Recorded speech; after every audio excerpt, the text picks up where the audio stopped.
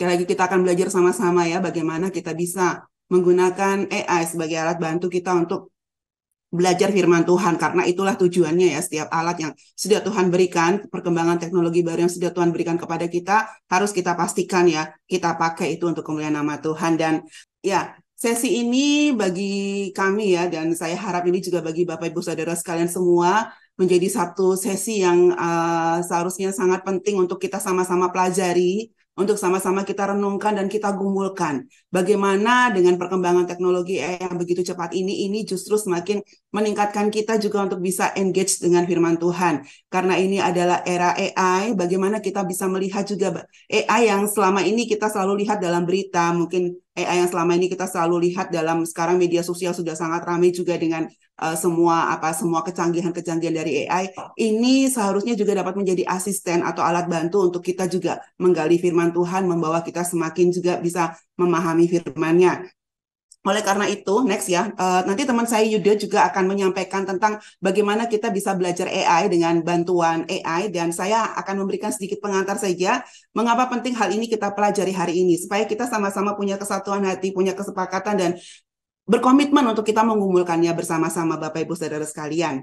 Ya, dari sisi Yayasan Lembaga Sabda sendiri, dalam slide selanjutnya kita bisa melihat ya, mungkin Bapak Ibu Saudara sekalian yang sudah pernah mengikuti informasi tentang pelayanan Sabda ya, dan mungkin hari ini ada yang baru ikut juga ya. Secara khusus memang Tuhan memanggil Yayasan Lembaga Sabda ini untuk satu visi, yaitu IT for God, teknologi untuk kemuliaan nama Tuhan. Dan untuk mewujudkan visi tersebut, Tuhan juga dengan jelas memberikan kepada kami dari Yayasan Lembaga Sabda 3 inti dari pelayanan Sabda ini sendiri. Yang pertama adalah Alkitab atau studi Alkitab dengan teknologi sebagai kendaraannya. Ini sangat jelas pelayanan Sabda fokus di situ ya. Termasuk di dalamnya teknologi ini adalah setiap perkembangan teknologi. Dan Bible dan juga teknologi ini harus kita gunakan khususnya untuk bagaimana tubuh Kristus ya, bagaimana kekristenan di Indonesia bisa lebih lagi memakainya dalam melayani Tuhan, memakainya untuk mewujudkan rencana-rencana Allah, dan memakainya terutama untuk kemuliaan nama Tuhan di Indonesia. Dan Bapak Ibu Saudara sekalian, seperti yang kita ketahui ya, dengan adanya inti dari pelayanan Yayasan Lembaga Sabda ini, satu hal yang sangat jelas juga selalu kami dengung-dengungkan, selalu kami bagikan pergumulan kami ini ya, dunia digital ini bukan dunia yang baik-baik saja Bapak Ibu Saudara sekalian. Dunia digital ini dengan perkembangan teknologi yang sangat cepat di dalamnya, dan kita sendiri juga bisa melihat pergumulan yang luar biasa dari perkembangan dunia digital ini. Ini adalah dunia yang sangat gelap Bapak Ibu Saudara sekalian. Dunia yang ketika anak-anak kita sekarang masuk dalam dunia digital kan selalu ada ketakutan ya, karena di dalamnya penuh dengan hal-hal yang mungkin nggak bisa kita kontrol, hal-hal yang membuat kita takut. Anak-anak kita juga akan terjerumus kepada hal-hal yang jauh dari firman Tuhan. Oleh karena itu, Bapak Ibu Saudara sekalian, dunia digital ini juga sangat-sangat membutuhkan sentuhan firman Tuhan. Oleh karena itu, dari visi dan inti dari pelayanan Yayasan Lembaga Sabda ini, Tuhan memimpin kami, dan harapannya juga memimpin gereja Tuhan di Indonesia untuk kita bersama-sama bisa membawa firman-Nya yang digital ini, yang relevan dengan dunia digital, relevan dengan generasi digital, untuk masuk dalam dunia digital ya. Generasi digital yang hidupnya itu memang sudah ada di dunia digital ini harus dijangkau dengan firman Tuhan. Dan pada era AI ini ya, kita sudah ada yang berkata ini mungkin tahun terakhir 2023 kemarin ya, mungkin tahun terakhir kita akan berkata generasi digital ya, karena saat ini kita sudah akan berbicara lagi tentang generasi AI gitu. Bagaimana kita menjangkau ya generasi AI ini untuk mereka yang sehari-hari saat ini sudah sangat familiar menggunakan AI, bisa berinteraksi dengan firman Tuhan. Dan ini seharusnya tidak hanya menjadi panggilan dari Yayasan Lembaga Sabda, tetapi saat ini, hari ini kami juga rindu bisa digumulkan bersama-sama menjadi panggilan bagi kita semua, panggilan bagi gereja dan tubuh Kristus saat ini. Dan memang tidak dapat disangkal ya, ketika kita berbicara tentang teknologi AI, berbicara tentang generasi AI, mau tidak mau akan banyak hal yang diubah ya, dari cara kita belajar, cara kita berinteraksi, melayani, termasuk juga cara-cara untuk pendekatan-pendekatan dalam melakukan PA, khususnya bagi generasi muda ya. Yang sudah pernah mengikuti seminar-seminar tentang AI dari Sabda ya, sudah tahu ya bahwa kita dihadapkan kepada 4 fakta AI yang ada saat ini. AI is here to stay ya.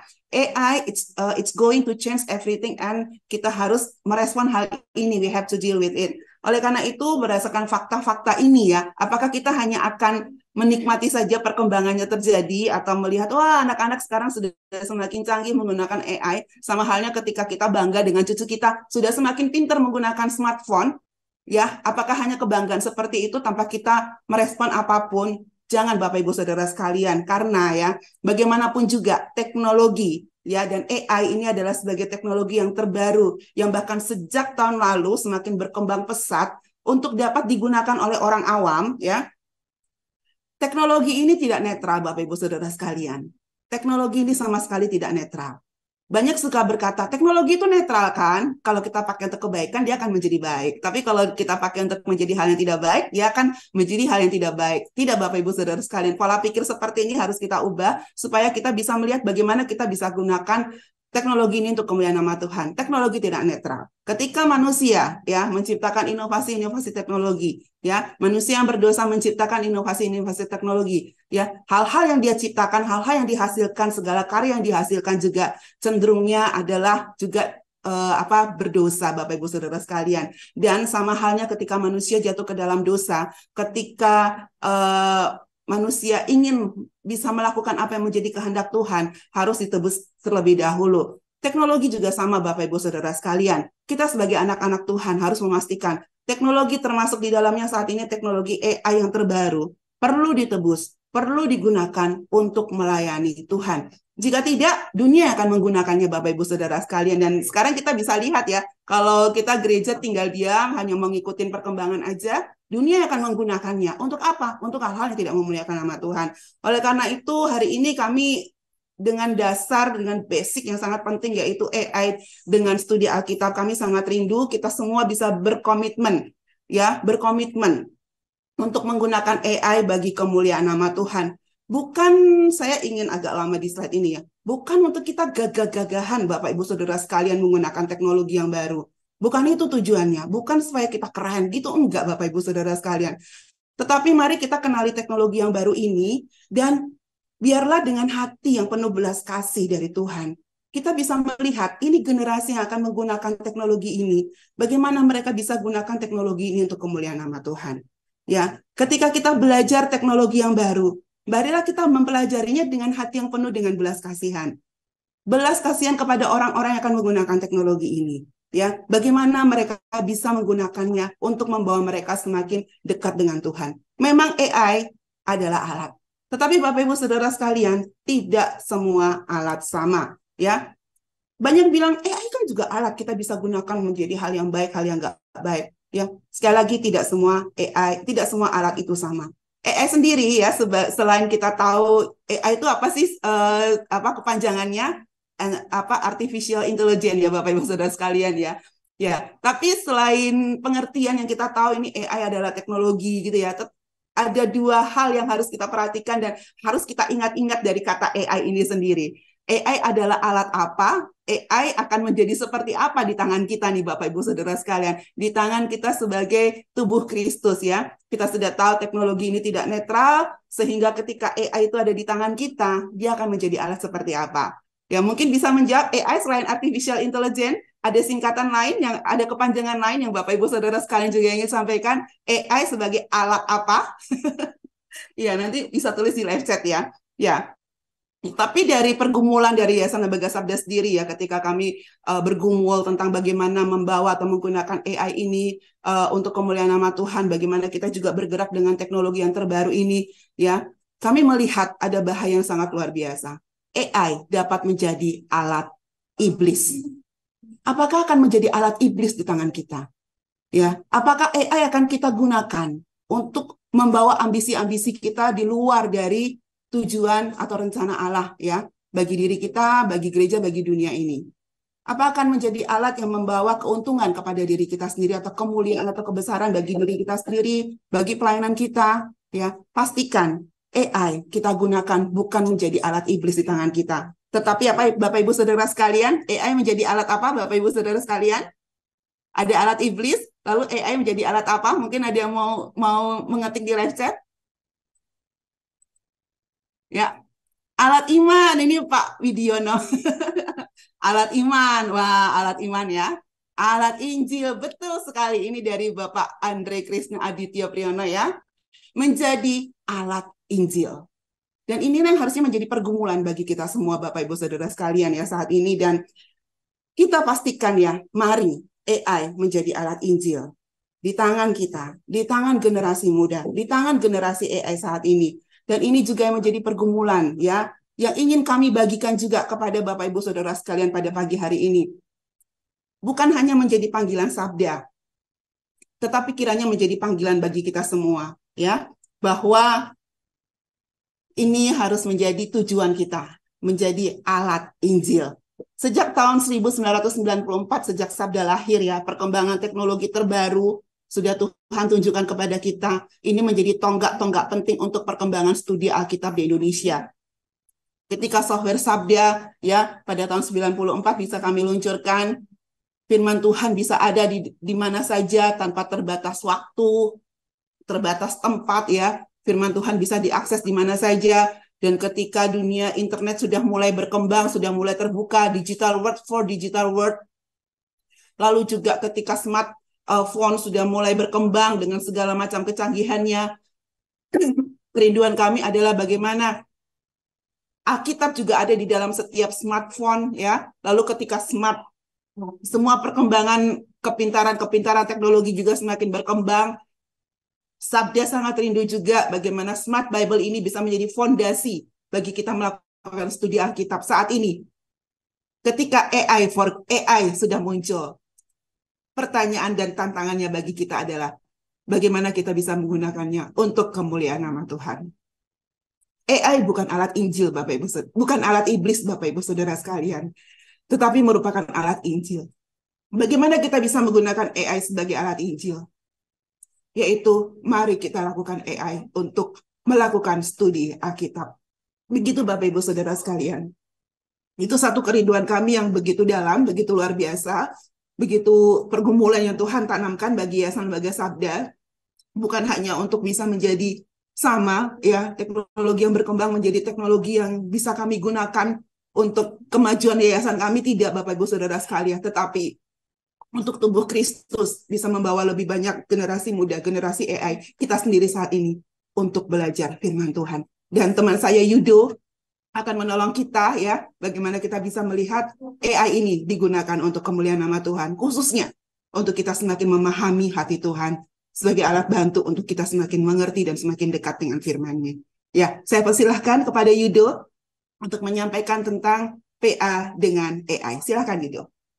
Oke, Shalom, selamat pagi, siang, dan juga malam untuk Bapak Ibu Saudara yang mengikuti acara ini. Kami ucap syukur untuk kedatangan Bapak Ibu Saudara dan juga meluangkan waktu. Apa sih PA dengan AI itu? Tadi saya lihat ada di chat atau Bapak Ibu sempat beritahukan ada uh, Pak Stefanus Junianto yang sudah menggunakan AI untuk mencari tahu apa itu tentang apa keselamatan bisa hilang dan juga mendapatkan jawaban yang cukup menarik Pak ya. Dan juga ada tadi Pak Bobby yang bilang saya masih basic, saya pengen belajar gitu. Puji Tuhan, karena saya melihat ada apa namanya antusiasme dan juga optimisme bahwa AI ini bisa kita pakai untuk pekerjaan Tuhan begitu ya. Nah, PA dengan AI ini Sabda pikirkan, Sabda godok baik-baik supaya kita bisa menggunakan metode yang baik di era AI ini untuk mendalami firman Tuhan. PA dengan AI berarti kita menggunakan AI demi kemuliaan Tuhan untuk mendalami firman-Nya. Nah, mari kita belajar PA dengan bantuan AI. Next. Ya, ada yang bertanya, PA dengan AI gitu. Maksudnya AI ini sebagai apa dalam PA itu? Dalam pendalaman Alkitab dia sebagai apa? Nah, kita bisa menempatkan AI dalam tiga uh, apa namanya tempat ini. Yang pertama kita bisa menganggap AI sebagai asisten kita. Mengapa? Karena Sabda berulang kali pernah memberikan, terutama ada workshop ya, workshop yang Sabda adakan, terutama ketika bulan Oktober yang lalu, kita bilang asisten. Kenapa asisten? Karena AI ini memiliki banyak informasi yang mendalam tentang berbagai hal gitu ya, dan dia bisa menolong kita untuk apa namanya mendapatkan hal yang kita butuhkan gitu. Kenapa asisten? Karena seringkali asisten ini kan anak intern gitu ya, anak magang, dia bisa salah. Jadi dia perlu apa namanya pikiran kritis kita untuk memilah mana jawaban yang benar, mana jawaban yang salah. Yang kemudian teman PA itu memperkaya kita dalam ber-PA, mengkayakan penemuan-penemuan kita dalam ber-PA, informasi-informasi, konteks-konteks yang kita temukan dalam penggalian PA, kita bandingkan dengan teman kita kan, kalau misalnya dalam PA kelompok gitu kan, di-sharekan. Nah, di-sharekan kemudian bagaimana tanggapannya dan bagaimana itu bisa memperkaya kita juga. Dan yang terakhir sebagai alat bantu. Tadi Ibu Evi sempat sampaikan, alat bantu yang seperti apa? Alat bantu yang akan kita gunakan untuk iblis, ataukah kita alat bantu ini kita benar-benar pakai untuk kemuliaan Tuhan? Alat bantu yang kita pakai untuk mencari tahu apa isi hati Tuhan melalui teks yang sedang kita baca. Next. Oke, kita saat melakukan pendalaman Alkitab, kita melakukan metode seperti yang sudah Sabda lakukan untuk generasi digital. Sabda membuat metode SABDA ya. Itu generasi digital membutuhkan metode yang dekat dengan dunia mereka, dengan digital, melakukan PA menggunakan apps, situs, menggunakan alat-alat digital, buku-buku digital. Nah, sekarang kita perlu metode juga supaya tidak keluar dari sasaran kita. Nah, apa metodenya? Next. Metodenya adalah metode AI squared atau AI pangkat 2 atau AI kuadrat ini. Mengapa disebut begini? Karena AI squared ini adalah, kita lihat logonya sebelah kanan itu adalah satu bentuk kotak yang memiliki 4 huruf di dalamnya dan juga terbagi gitu ya. Itu sebenarnya bukan apa namanya bisa pembagian, tapi juga itu merupakan seperti kalau kita mau nembak itu ada crosshair gitu ya, ada target dan di dalamnya itu ada Alkitab. Jadi ketika kita menggunakan AI untuk mendalami Alkitab, kita tidak keluar dari Alkitab. Kita mencari apa yang ada di dalam Alkitab, kita keluarkan, kita tanyakan kepada AI untuk bisa mendapatkan konteks-konteks yang lebih luas, yang lebih dalam, untuk bisa kita pelajari demi pertumbuhan rohani kita. Next. Ya, metode ini terdiri dari 4 langkah. Kalau saya melihatnya 4 langkah dibagi menjadi 2 tahap. Yang pertama, langkah pertama adalah awali. Yang kedua adalah investigasi. Ini adalah tahap pertama, ketika kita menggali apa yang di dalam Alkitab, konteks-konteks Alkitab, informasi-informasi seputar ayat, dan juga hal-hal yang perlu kita ketahui, latar belakang yang kita perlu ketahui sebelum kita membawa ke dalam kehidupan kita. Tahap yang kedua atau langkah yang ketiga, ajaran. Kayak gitu kita menarik keluar ajaran-ajaran apa saja yang kita dapatkan, dan langkah terakhir adalah implementasi. Ini kalau Bapak Ibu lihat, ini merupakan satu pola PA yang sistematis dan juga bertanggung jawab. Kenapa? Karena diawali oleh Alkitab dan diakhiri oleh implementasi atau aplikasi dalam kehidupan sehari-hari kita, dalam dunia nyata kita. Next. Ya, langkah-langkah ini diikuti oleh langkah-langkah berikutnya. Misalnya diawali, itu adalah amati Alkitab. Jadi jelas, kita mengawali PA ini dengan mengamati Alkitab. Kita membacanya dan juga kita mendalaminya. Investigasi, kita melakukan pendalaman induktif. Kita mencari poin-poin yang penting dan juga menyatukannya menjadi satu interpretasi yang lengkap. Kemudian ajaran, apa artinya untuk saya? Apa artinya untuk aku? Bagaimana firman ini bisa masuk ke dalam kehidupan saya? Yang terakhir, implementasi, itu mengintegrasikan firman Tuhan ke dalam kehidupan kita. Mari kita lihat lebih lengkap lagi. Next. Ya, langkah pertama dari metode AI Squared ini adalah awali. Awali, amati Alkitab apa adanya.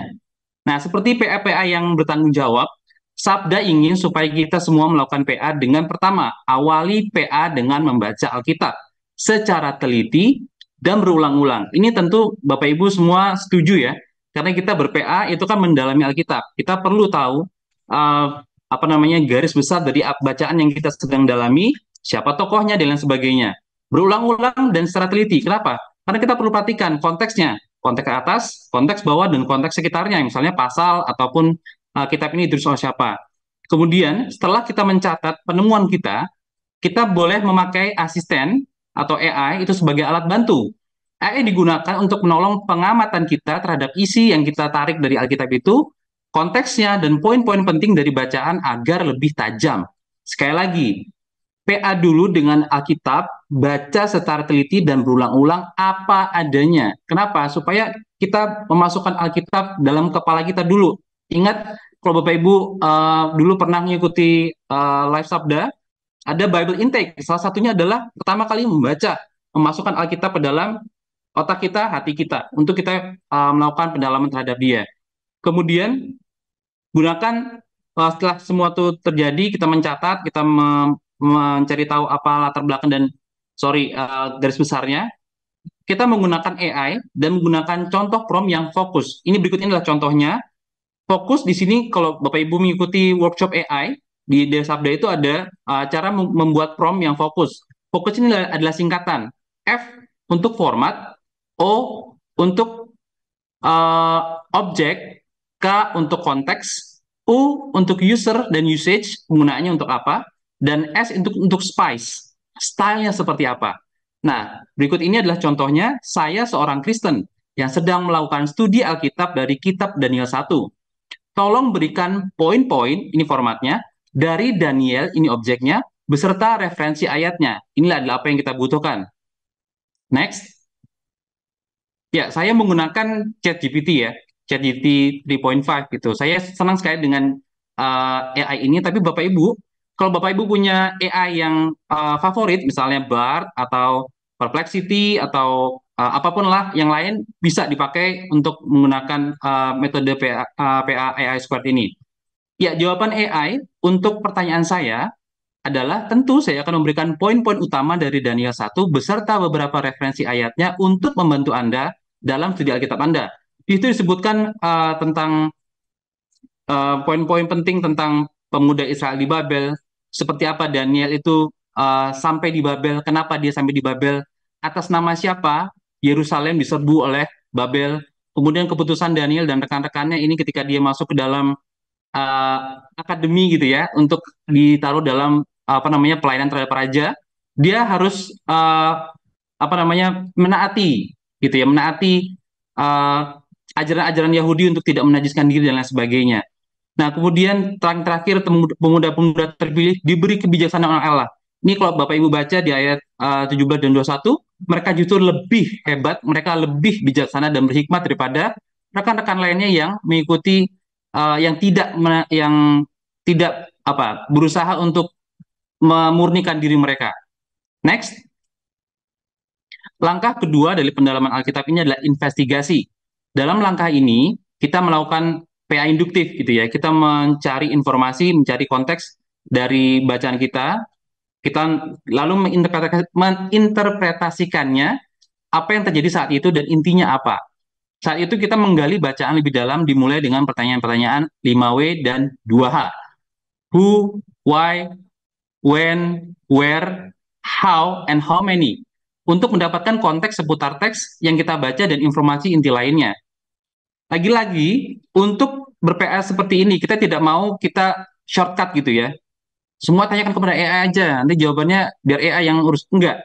Karena kita PA, kita pengen supaya kita yang bertumbuh dalam kerohanian kita, bukan AI-nya, bukan dapat jawabannya. Nah, contohnya contoh prompt-nya juga sama. Ketika kita sudah selesai mencatat hasil investigasi kita, konteks-konteks seputar teks yang sudah kita dapatkan dalam penggalian kita boleh bertanya kepada AI untuk memberikan kita 5W plus 2H untuk kitab Daniel pasal 1. Lagi-lagi Bapak Ibu, ini adalah contoh ya.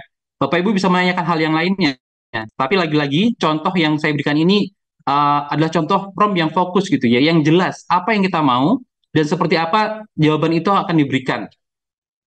Oke, pertanyaannya tolong berikan saya 5W plus 2H untuk kitab Daniel pasal 1. Yang kedua, pertanyaan saya adalah tolong berikan konteks lengkap dari Daniel 1 seperti penulisnya, latar belakangnya, baik itu sejarah, budaya, sosiopolitik, dan juga tokoh-tokoh yang terlibat dan isunya dalam bullet point, dalam bentuknya bullet point formatnya. Next, ini adalah jawaban dari ChatGPT untuk saya. Ini untuk yang prompt yang pertama. Jadi dia memberikan jawaban tentang 5W plus 2H dari kitab Daniel pasal 1. Yang pertama adalah apa dan siapa yang dari sana, kapan peristiwa itu terjadi dan di mana peristiwa itu terjadi. Next. Ini juga mengapa. Jadi menarik ya, mengapa mereka dibuang ke Babel gitu. Dan itu juga apa namanya dijelaskan ini sebagai bagian dari pembuangan orang Israel ke Babel dan mengilustrasikan pengujian iman, kesetiaan, dan kepatuhan terhadap Allah di tengah situasi yang sulit. Dan juga bagaimana peristiwa ini terjadi atau dilaksanakan. Dan yang menarik juga, how many, how much, berapa banyak pemuda-pemudi yang terpilih, yang terlibat. Dibilang nggak ada spesifik, angka yang spesifik, tapi kita tahu ada Daniel dan tiga rekannya, Hananya, Misael, dan Azariah yang turut dibawa kepada Babel untuk menjadi pelayan raja. Next. Nah, ini adalah pertanyaan kedua yang lebih dalam dari yang pertama tadi. Yang pertama tadi kita apa namanya mengetahui 5W plus 2H tadi. Yang ini kita mengetahui, mau tahu gitu, konteks lengkap dari kitab Daniel, termasuk informasi tentang penulisnya, latar belakang sejarahnya, budaya, sosial politik, dan serta tokoh, tempat, dan isu utama dalam Daniel 1.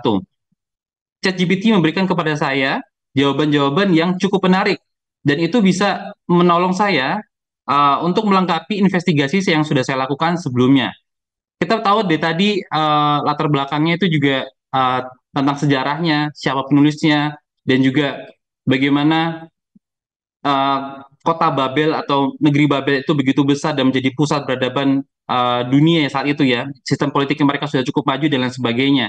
Dan juga next, kita juga tahu tokoh-tokohnya di sana juga siapa dan di mana. Tetapi juga di sini disebutkan tentang isu utama dari kitab Daniel pasal 1 ini. Disebutkan bahwa penaklukan Yerusalem oleh Babel, pembawaan pemuda-pemuda terpilih ke Babel, konflik antara kepatuhan dan kepada hukum agama Yahudi, dan tekanan untuk menyesuaikan diri dengan budaya dan kebiasaan Babel. Jadi kita bisa melihat tarik-menarik gitu ya, ada dua polar gitu ya. Mau taat sama Tuhan, atau mau ikut dengan kebiasaan Babel, atau dengan cara hidup Babel yang menyembah berhala. Ini adalah isu yang bisa nanti kita apa namanya pakai untuk membaca pembacaan-pembacaan berikutnya. Jadi akan ada bahkan ada nuansa-nuansa seperti ini dalam pembacaan kita terhadap kitab Daniel. Next. Ya, kita masuk kepada langkah ketiga. Seperti tadi saya bilang, ini adalah tahap kedua. Kalau tadi kita mendalami Alkitab dan juga kita mencari konteks-konteks dari Alkitab atau bacaan yang kita dalami, sekarang kita masuk kepada ranah diri kita. Kita sudah mendapatkan banyak sekali informasi. Lalu apa gunanya bagi kita? Kita sudah mendapatkan banyak sekali pengetahuan tentang siapa itu Daniel, di mana dia dibawa, bagaimana dia berhadapan dengan sistem nilai Babel yang sangat berbeda dengan sistem nilai di Yerusalem. Sekarang apa artinya buat saya? Nah, saya membawa Bapak Ibu kepada satu langkah yang ini cukup penting, yaitu merefleksikan, mendoakan apa yang kita dapat dari penggalian kita.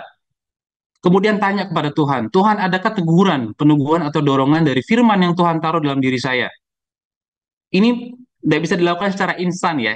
Bapak Ibu pasti tahu kan, maksudnya ketika kita ber-PA, kita mengajar anak-anak kita mengajar teman-teman pemuda dan remaja, kita nggak mau sesuatu yang instan. Alkitab tidak bisa dilakukan secara instan, pendalaman Alkitabnya. Dan kita tidak bisa menempatkan semuanya kepada AI. Ini adalah langkah untuk merenung, untuk diam di hadapan Tuhan dan juga di hadapan firman-Nya, untuk kita mendapatkan apa yang ingin Tuhan taruh dalam diri kita. Kita tahu Daniel berhadapan dengan sistem nilai yang berbeda dengan kita. Lalu apa yang terjadi dengan kita? Kita berhadapan dengan sistem nilai yang baru juga dalam era AI ini. Semuanya bebas, semuanya boleh dimasukkan, semuanya boleh benar dalam tanda kutip ya. Tetapi mana yang benar dalam kehidupan kita? Apakah Tuhan ataukah dunia ini? Nah, setelah kita melakukan perenungan, refleksikan firman Tuhan, kita tanya kepada AI, bukan jawaban, tetapi pertanyaan. Ini satu hal yang waktu kami melakukan PA, ini satu hal yang wow, bisa kayak gini ya gitu. Kita tanya kepada AI, pelajaran apa yang bisa saya dapatkan melalui pertanyaan-pertanyaan refleksi yang kamu bisa ajukan kepada saya. Contoh promnya adalah, saya sudah mempelajari poin-poin penting dari kitab Daniel, dari kitab Daniel 1 gitu ya. Pada faktanya memang iya, kita sudah dapat dari awal. Kemudian kita minta kepada AI, berikan pertanyaan refleksi dan praktis tambahan untuk saya pelajari lebih dalam. Jadi, bukan kita mendapatkan jawaban atas pertanyaan-pertanyaan itu, tetapi kita minta pada AI, berikan saya pertanyaan refleksi yang lebih dalam, yang lebih tajam, supaya saya bisa mendalami Daniel pasal 1 ini dengan lebih baik. Next. Ya, ini adalah pertanyaan-pertanyaan yang diberikan oleh AI kepada kita. Ini adalah pertanyaan-pertanyaan renungan. Ada pertanyaan refleksi, ada pertanyaan yang praktis. yang refleksi misalnya, bagaimana keputusan Daniel dan rekan-rekannya untuk tidak menajiskan diri dengan hidangan istana Babel mencerminkan komitmen mereka kepada Allah. Jadi kita bisa bisa mulai merefleksikan apa yang kita dapatkan tadi dengan apa yang ditangkap oleh diri kita. Kemudian apakah prinsip atau nilai yang dipelajari dari sikap Daniel dalam menjaga kepatuhan terhadap hukum agamanya sambil berada di lingkungan yang berlawanan dengan keyakinannya, yaitu kita bisa menggunakan pertanyaan-pertanyaan ini untuk merefleksikan lebih dalam lagi apa yang kita baca dari kitab Daniel pasal 1. Kemudian untuk pertanyaan praktisnya, kita bisa lihat juga ini pertanyaan praktis yang seharusnya kita bisa jawab gitu ya, karena ini berhubungan langsung dengan hidup kita dan bagaimana kita bisa melakukannya dalam kehidupan kita gitu. Misalnya yang nomor 2, apa yang bisa kita pelajari dari ketekunan Daniel dalam memegang prinsip-prinsip imannya tanpa mengorbankan hubungan sosial atau tanggung jawabnya di tempat kerja? Ini sangat sangat praktis, ini sangat saya banget gitu. Kalau misalnya kita bekerja di tempat yang bukan pelayanan, misalnya di tempat kerja yang sekuler, bagaimana hubungan kita dengan rekan-rekan yang beda agama, beda keyakinan, atau memiliki pandangan dunia yang sangat-sangat berbeda, itu tetap terjaga sambil kita memiliki apa namanya perisai iman dalam diri kita untuk tidak menjadi sama dengan mereka. Itu sangat praktis dan sangat baik gitu menurut saya. Ini sangat menarik untuk kita bisa melihat bagaimana AI sangat membantu kita untuk merefleksikan firman Tuhan yang sudah kita pelajari. Yang berikutnya adalah langkah terakhir. Next. Ya, ini adalah langkah implementasi. Di langkah implementasi ini kita berinteraksi lagi dengan firman Tuhan. Interaksi ini juga bukan terjadi pada dalam diri kita sendiri, tapi juga dalam kehidupan sehari-hari kita. Kita mengintegrasikan firman ini dalam kehidupan kita dan juga memberikan ide-ide kepada kita untuk melakukannya dalam kehidupan sehari-hari. Nah, kita dalam langkah ini kita menanyakan kepada dari diri kita, apa tindakan konkret untuk menerapkan firman Tuhan? Harus tindakan konkret, bukan tindakan yang abstrak gitu ya.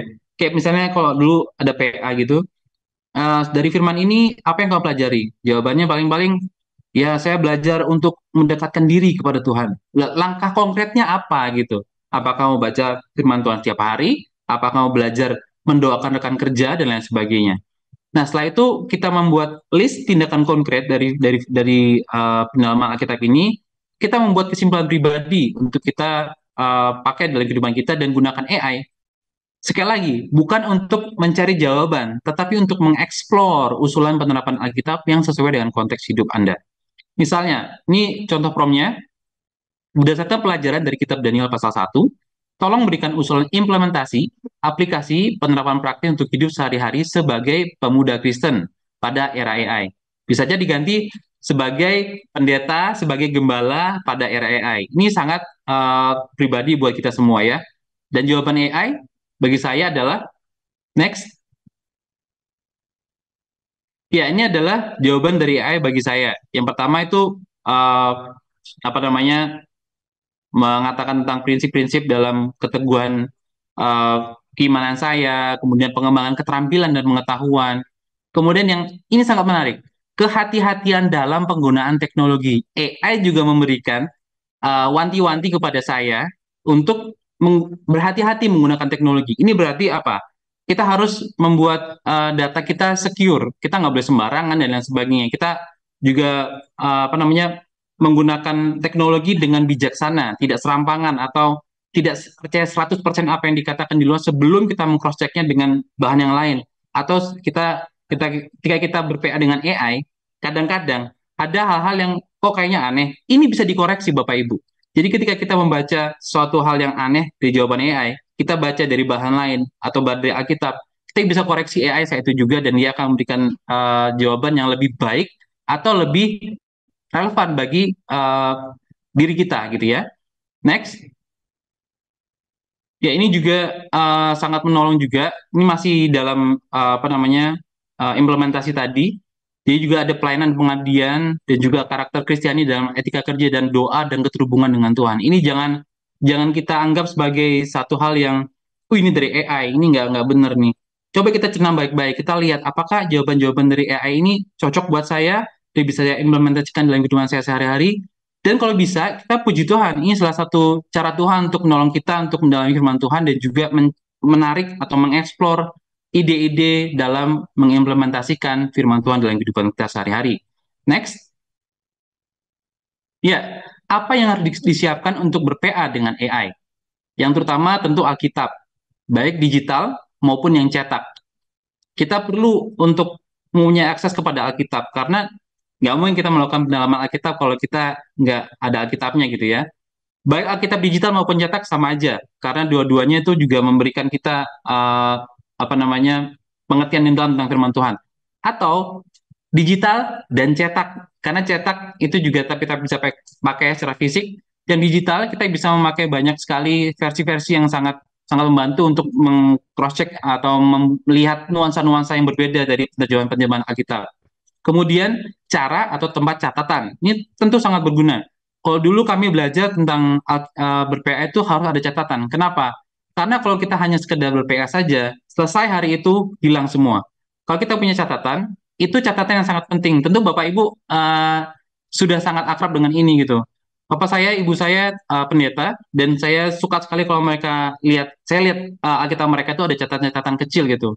Satu dua lines itu sangat berarti gitu ketika melihat bagian yang sedang mereka baca. Itu sangat menolong gitu untuk kita melihat di lain hari ketika kita membaca Alkitab kita melihat pesan itu lagi dan lagi gitu.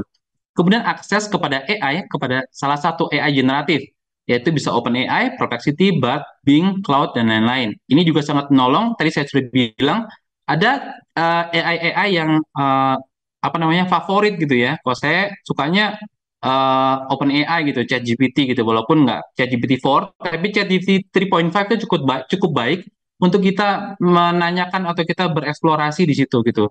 Tapi kalau Bapak Ibu suka yang lain, Perplexity atau yang lain, itu tidak masalah. Kemudian belajar berbicara dengan AI. Kembangkan skill untuk berbicara dengan AI. Jadi Bapak Ibu, AI itu kalau saya waktu itu pernah nonton satu seminar gitu ya.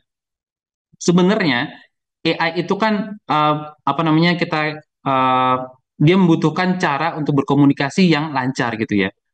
Apa yang kita inginkan itu kita harus sampaikan. Kalau kita hanya kasih prompt yang sederhana, dia akan jawab sederhana. Kalau kita kasih prompt yang dalam, poin-poin yang jelas, style yang jelas, objeknya apa, dia akan kasih banyak yang jelas gitu ya. Jadi ini akan menolong kita juga untuk memperbaiki skill komunikasi kita, tidak hanya dengan mesin, tapi juga dengan manusia yang lain. Next. Ya, tadi itu adalah metode AI Squared, 4 langkah. Yang pertama adalah awali dengan membaca Alkitab, kemudian investigasi, kemudian apa ajarannya untuk saya, dan terakhir implementasi atau integrasi ke dalam hidup kita sehari-hari. Kunci sukses prompt adalah prompt yang fokus. Sekali lagi, kunci sukses prompt adalah prompt yang fokus. F adalah format, O objek, K konteks, U user usage, dan S spice atau style. Iya, next. Ya, tentu pengalaman ber-PA dengan AI Squared ini tidak hanya terjadi sekarang, tetapi juga pernah dilakukan oleh Sabda di tempat-tempat yang lain. Nah, beberapa ini adalah kesaksian hasil training AI Squared. Yang pertama, tentu saja di dalam sendiri. Kami sebelum mengajarkan kepada orang lain, kami juga mengajarkan lebih dahulu di dalam kantor Sabda gitu ya, di dalam budaya ber-PA kami gitu. Staf Sabda harus belajar untuk hands on, harus memakai AI. Pilih AI yang kamu suka, pilih AI yang kamu bisa pakai, bisa akses, pakai itu gitu. Next. Ya, ini adalah sesi waktu kami belajar tentang AI Square gitu ya. Sebelumnya kami melakukan PA dengan AI juga. Bapak Ibu jangan takut, jangan khawatir. Kami juga kesandung-sandung. Kami anak-anak muda, saya belajar ber-PA dengan AI itu dengan cara yang ini kok nggak bisa sih? Oh ini kok nggak ngerti sih? Oh ini kok AI-nya kok berhalusinasi dan lain sebagainya? Wajar, karena semuanya itu adalah satu langkah pembelajaran gitu ya. Bapak Ibu, kalau waktu dulu AI sudah canggih, sekarang lebih canggih lagi karena sekarang lebih banyak atau lebih dalam mereka memiliki pengetahuan dan juga mereka menolong dari providernya, mereka menolong untuk bisa lebih lancar, bisa lebih dalam dan lain sebagainya gitu ya. Kalau dulu kami kesandung-sandung, Bapak Ibu sekarang mungkin bisa lebih cepat gitu. Tapi harus dilakukan secara hands on setiap hari. Kami ber-PA dari hari Senin sampai hari Jumat. itu ber-PA terus gitu dan pakai AI untuk belajar bagaimana kita berefleksi, bagaimana kita mendapatkan konteks-konteks Alkitab atau konteks-konteks bacaan yang kita sedang dalami gitu. Kami semua belajar juga untuk bagaimana menceritakan ulang metode AI Square ini kepada orang lain. Nah, ini ada fotonya juga berkonversasi gitu ya, ngobrol gitu untuk menceritakan tentang AI Square. Next, gak hanya staf sabda, kami juga menjangkau teman-teman atau adik-adik dari SMA Negeri 1 Surakarta. Kami membawa dua bagian ke teman-teman SMA di sana. Yang pertama adalah Daniel Generation, karena kami ingin mengajak mereka untuk menjadi generasi-generasi yang uh, nggak hanya digital, tapi juga alkitabiah. Dan itu sangat penting bagi mereka untuk memasuki era AI ini. Next. Ya, ini adalah mereka juga diajak untuk ber-PA dan juga memberikan tanggapan mereka melalui pencarian mereka waktu itu secara digital karena pakai kamus dan lain sebagainya. Kemudian bagian kedua adalah PA dengan AI. Jadi masih di tempat yang sama, tapi kali ini mereka lebih banyak gitu. Jadi kami semangat sekali untuk memberikan kepada mereka AI ini sangat menolong buat teman-teman, tidak hanya untuk belajar, tidak hanya untuk browsing atau lain sebagainya, tapi juga untuk ber-PA. Next. Ya, ini adalah foto kami bersama-sama dengan gurunya juga. Ya waktu itu agak khawatir gitu ya. AI ini bisa mencuri identitas dan lain sebagainya, khawatir gitu. Tetapi setelah melihat antusiasme dari teman-teman muda kita ini dan juga pemaparan kami, dia boleh membuka hati gitu. Dia bertanya, apakah AI ini bisa dipakai buat ini dan itu? Apakah AI ini mudah dipakai dan lain sebagainya? Jadi dia boleh membuka hati dan juga tanda kutip bertobat gitu ya untuk tidak lagi takut menggunakan teknologi AI, tapi menggunakan itu demi kemuliaan Tuhan gitu dalam pengajaran kepada murid-muridnya. Next. Ya, tidak hanya kepada kakak-kakak mereka, adik-adik SMPN 1 Surakarta ini juga mereka boleh belajar tentang ber-PA dengan AI. Itu waktu itu Kak Roma yang membawakan, dan mereka dengan antusias mendengarkan dan juga kemudian hands-on. Next. Mereka mencoba sendiri ber-PA dengan AI, menanyakan hal-hal yang penting yang mereka perlu ketahui tentang teks Alkitab yang waktu dibahas. Dan mereka juga dengan berani, saya senang sekali melihat anak-anak muda ini berdiri dan menceritakan pengalaman mereka ber-PA dengan AI di tengah-tengah temannya. Dan saya harap ini generasi-generasi ini terus menjadi generasi-generasi yang takut akan Tuhan, sekaligus juga memakai AI atau generasi teknologi berikutnya itu untuk kemuliaan Tuhan. Next. Ya, ini adalah foto bersama kami dengan mereka. Dan Ya. ini adalah, bagi saya ini adalah testimoni juga. Anak-anak ini boleh mendengar dan juga boleh belajar bersama-sama untuk belajar menggunakan AI demi kemuliaan Tuhan. Next. Oke. Ya, Ya. ini adalah testimoni akan dipandu oleh Karoma. Iya. Oke, wow, bagus sekali ya Kak Yudo. Jadi sama seperti yang Kak Yudo katakan tadi, secara pribadi juga bersyukur sekali karena bersama seluruh ya Salam Boga Sabda sama teman-teman staff secara internal kita sudah dapat training ini secara internal pada November kemarin. Dan waktu itu juga yang sampaikan memang Kak Yudo dan Bu Evi ke kita semua. Dan kita sempat diskusikan juga terkait metode Square ini, bagaimana nantinya metode ini bisa dipakai untuk generasi saat ini yang lahir di saat ini kayak gitu. Dan kalau kita lihat tadi dari foto-foto yang Bapak Ibu lihat tadi memang kalau metode sabda yang sudah sering mungkin Bapak Ibu dapatkan itu lahir untuk dunia digital, tapi untuk metode AI Square ini juga lahir untuk generasi AI dan cara belajar ini sangat sangat bagus sekali dan saat itu juga kita bisa sharing ya ke dua sekolah khususnya di SMA Negeri 1 Solo sama SMP Negeri 1 Solo. Dan saat itu saya pernah membawakan di SMP Negeri 1 Solo. Saya bersama beberapa teman dari Yayasan Lembaga Sabda itu tepat pertengahan November kita bawakan gitu. Dan ketika kita punya kesempatan ini, kita sudah pakai dulu secara internal, kita sudah lakukan dulu, kita secara pribadi juga lakukan PA ini dengan EA Square. Ternyata ketika disampaikan ke SMP Negeri 1 Solo itu yang mengikuti saat itu lebih dari 110 orang dan ketika kita hands on bersama-sama gitu, ini yang paling saya syukuri karena kita praktek bersama-sama ya. Kita praktek saat itu ayat yang kita gali itu dari Yohanes 3 ayat 16 gitu. Ketika kita hands on bersama-sama, di situ mereka sangat excited sekali karena Bapak Ibu tadi bisa lihat dari foto-foto mereka, step by step gitu ya, dari amati, dari investigasi sampai ke implementasi itu kita lakukan secara step by step gitu, dan di situ mereka bisa mendapatkan kalau kita kemarin belajar tentang Yohanes 3 ayat 16, mereka tahu itu siapa Yohanes, siapa penulisnya, dan mengapa Yohanes pasal 3 ini penting dan apa konteksnya saat itu gitu. Dari metode E-Square yang kita bawakan, mereka bisa mendapatkan begitu luas sekali informasi terkait firman Tuhan, terkait latar belakang dari Yohanes 3. Dan paling penting adalah aplikasi dan pelajaran yang mereka dapatkan. Jadi ketika selesai kita melakukan bertanya ke beberapa orang ya, gimana acara Square yang disampaikan, dan ada beberapa teman-teman yang merasakan gitu ya, ketika mereka biasanya belajar Alkitab tidak memakai HP, tidak memakai AI gitu, dan ketika Sabda menyampaikan tentang ini, ternyata HP kita ini bisa dipakai untuk belajar firman Tuhan. Nah, itu yang pertama yang sangat dirasakan oleh teman-teman di SMP. Dan HP ini juga melalui AI yang saat ini kemarin kita pakai toolsnya Perplexity, ternyata bisa sangat bagus sekali. Kita bisa belajar firman Tuhan, kita bisa dapat data-data, informasi, bahkan kita bisa sampai dapat ide atau konsep yang bisa kita aplikasikan dalam kehidupan kita gitu. Nah, ini saya akan tampilkan beberapa testimoni teman-teman yang kemarin kita sampaikan metode Square ini kepada mereka. Mungkin teman saya Tian bisa uh, vulkan videonya. Oke. Halo semuanya, perkenalkan saya Alvin. Suaranya kecil ya.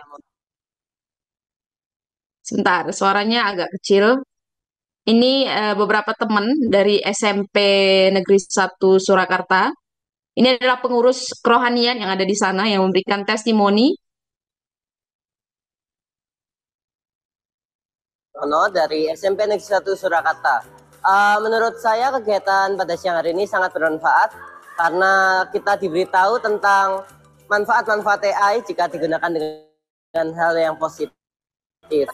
Karena tentunya AI ini kan ada positif dan negatifnya.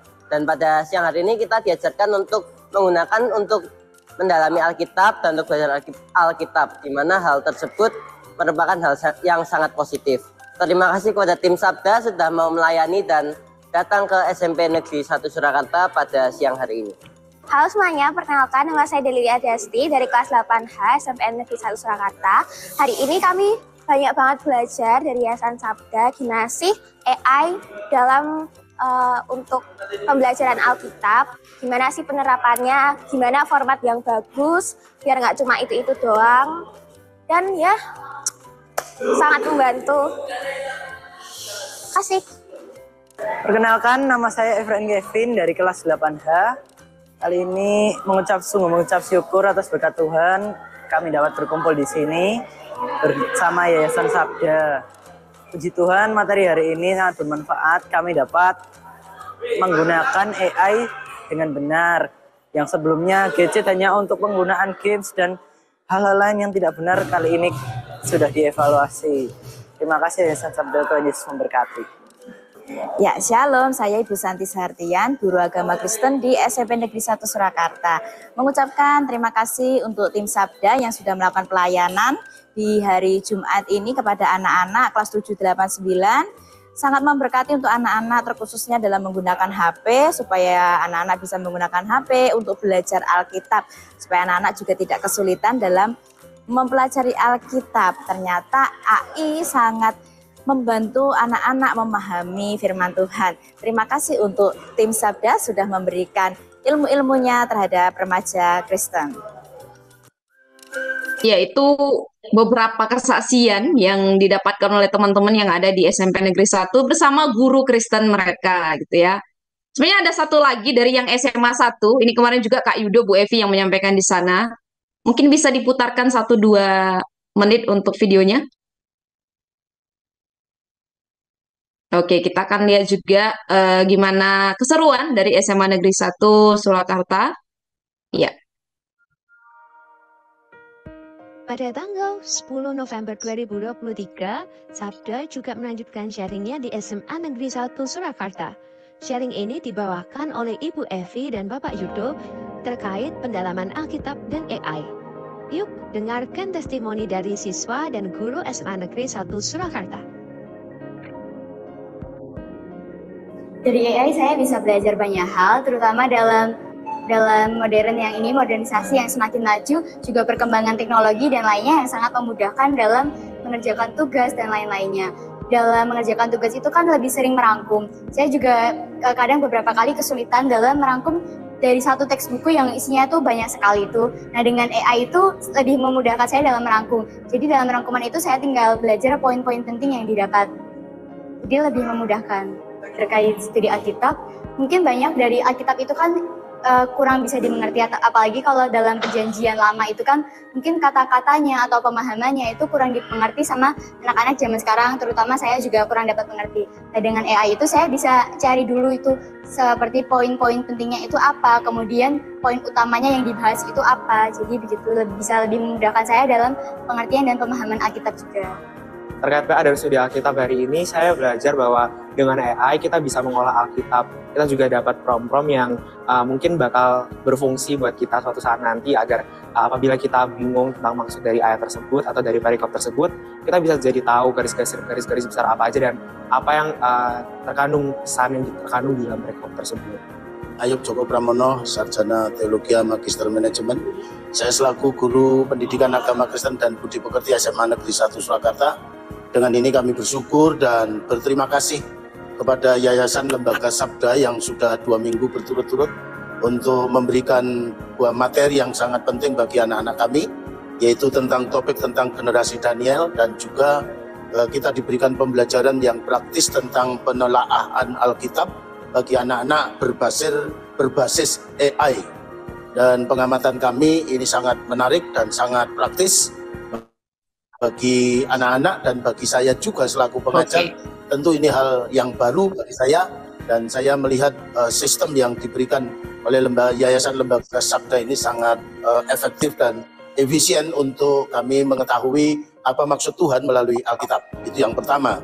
Yang kedua, namun juga saya pesankan pada para pemakai AI, tolong hati-hati juga, dan itu kita harus memiliki sumber lain untuk meng-cross-check apa yang diberikan AI semuanya itu, sehingga kita akan lebih mudah. Walaupun ada alat bantu yang sangat efektif, efisien, pesan saya tetap daya kritis kita tidak berhenti ya. Jadi saya terima kasih sekali lagi kepada kru Yayasan Lembaga Sabda.